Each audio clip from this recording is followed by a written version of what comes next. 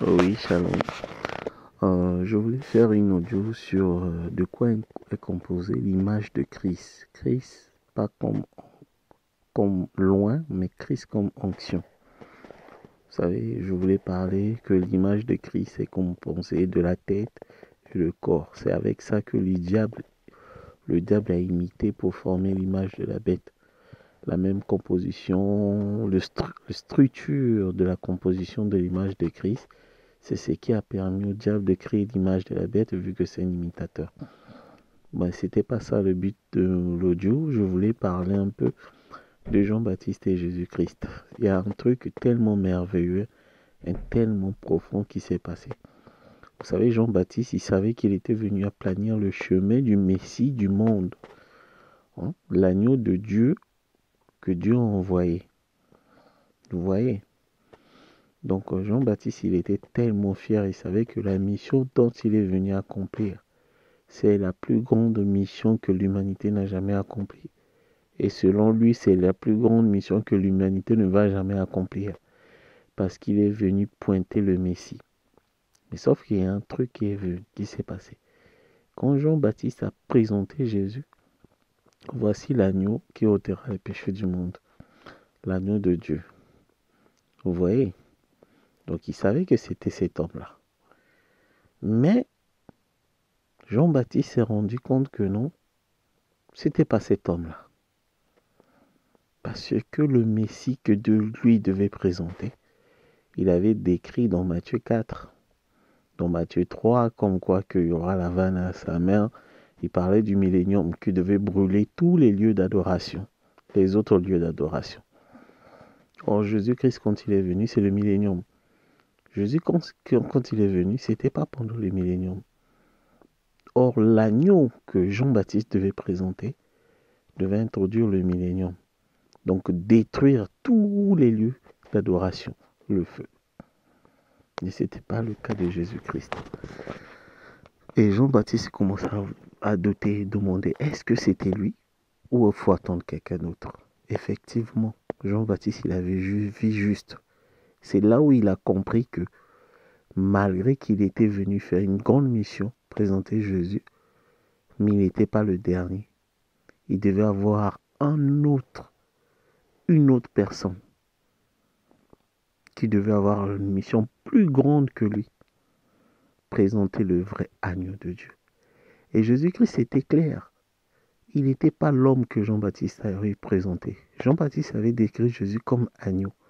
Mais quand Jésus parle de lui dans Jean 3, il ne s'identifie pas comme un agneau, mais comme un serpent. Vous voyez?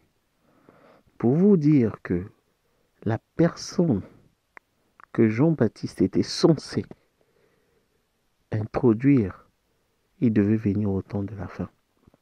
Donc les propos de Jean-Baptiste, ça s'accomplit aujourd'hui. Et les gens, et cette personne, c'est le fils de William Marion Branham.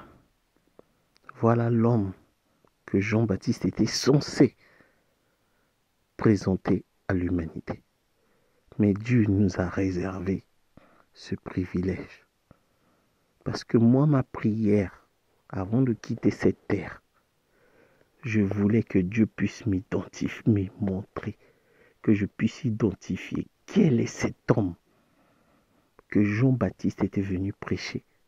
Mais quand il s'est rendu compte que ce n'était pas lui, quel est cet homme-là? Et grâce soit rendue à William Marion Branham. Et j'ai pu identifier la personne qui était censée, que Jean-Baptiste était censé introduire.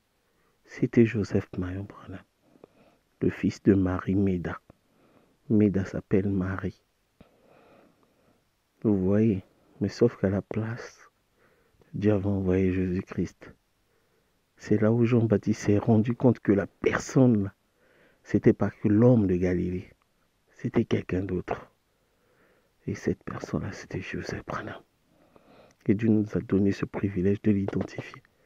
Raison pour laquelle Jésus-Christ, il dit, parmi tous ceux qui sont nés de la femme, Jean-Baptiste est le plus grand. Ah, ça c'était avant lui. Mais il dit, mais le dernier est plus grand que Jean-Baptiste. Donc il devait avoir des gens les derniers au temps de la fin, qui seront plus grands que Jean-Baptiste, pour faire introduire le vrai Messie. Si Jésus était le vrai Messie, Jean-Baptiste devait être le plus grand dans toute l'humanité. Mais sauf que s'il y a des gens qui seront plus grands que Jean-Baptiste, ça veut dire que c'est eux qui doivent faire entrer quelqu'un qui sera plus grand que Jésus-Christ. Est-ce que vous comprenez? Joseph Mayon Branham, c'est lui cet homme-là. Aujourd'hui, les paroles de Jean-Baptiste sont accomplies. Parce que nous avons identifié le Messie pour Israël, les Juifs. Quand on dit Juif, vous savez, le mot Juif au temps de la fin, selon les sceaux, c'est pas les Juifs de l'Est, là, du Moyen-Orient. Les Juifs, c'est tout le monde qui n'est pas allé en enlèvement. Parce que le Juif n'a pas l'esprit. Puisque si une fois que Dieu a enlevé son église, son épouse, il y a un peuple qui reste. C'est pas fini, hein. Pour dire que si tu n'es pas allé à l'enlèvement, ça ne veut pas dire que tu es perdu. Faux. Parce qu'il y a un peuple qui va rester. Voilà les Juifs. Et parmi les Juifs, tout le monde, tous les Juifs ne seront pas sauvés. C'est-à-dire que tous ceux qui ne sont pas allés à l'enlèvement ne seront pas sauvés. Or, à part les 144 000. Vous voyez?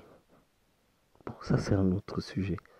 Je vais vous montrer que les paroles de Jean-Baptiste s'accomplissent aujourd'hui. William Mayon Branham, dans l'exposé des saints de l'Église, dans l'âge de la Odyssée, il dit les paroles de Jean-Baptiste s'accomplissent aujourd'hui. Les gens ils pensaient que ça s'accomplissait à Jeffersonville. Or, Dieu, quand il dit aujourd'hui, ça ne veut pas dire maintenant. Dieu peut utiliser le présent pour des choses futures.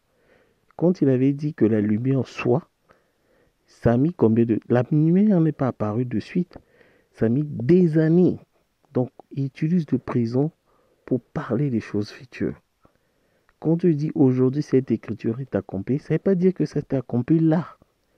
Ce sont des choses qui vont s'accomplir plus tard, mais Dieu utilise toujours le présent puisqu'il est le je suis. Ça, c'est entre parenthèses.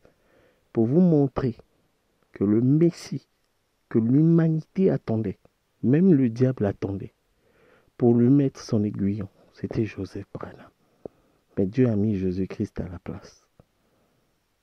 Vous voyez, que Dieu vous bénisse.